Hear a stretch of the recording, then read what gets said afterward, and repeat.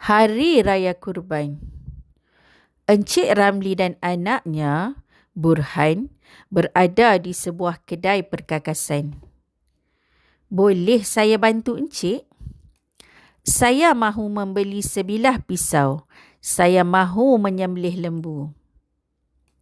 Encik Ramli dan Burhan pergi ke rumah Pak Osman.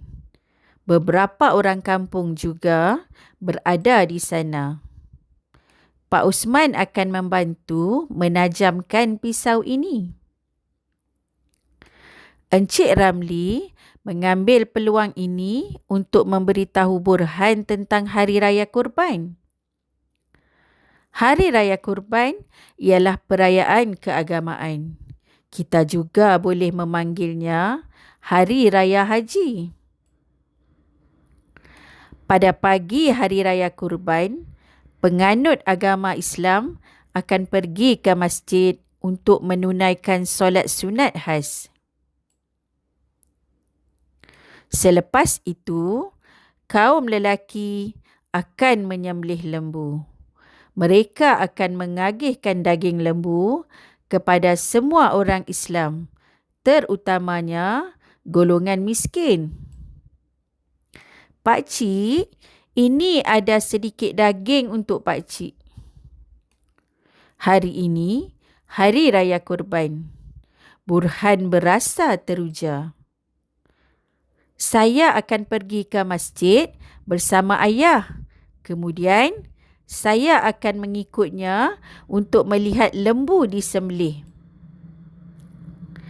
Encik Ramli dan Burhan berada di masjid. Mereka menunaikan solat secara berjemaah. Selepas solat sunat di masjid, Encik Ramli, Burhan dan penduduk kampung yang lain pergi ke kandang lembu. Kita akan menyembelihnya sebagai korban pada hari yang mulia ini. Banyaknya lembu. Tolong pegang lembu ini. Kemudian ikat kakinya. Mereka membaca doa sebelum menyembelih lembu. Saya menyembelih lembu ini dengan pisau yang tajam. Lembu ini disembelih dengan cepat dan cermat. Jadi, lembu ini tidak merasa kesakitan. Mari kita lapah lembu ini. Kita akan agihkan daging ini kepada semua orang Islam, terutamanya golongan miskin. Ayah akan memotong daging ini kepada kepingan yang lebih kecil. Ayah, saya tolong bungkuskan daging ini ke dalam beg plastik. Kita hendak ke mana, ayah? Kita akan pergi ke kampung Timah. Ayah hendak memberikan daging ini kepada beberapa keluarga di sana.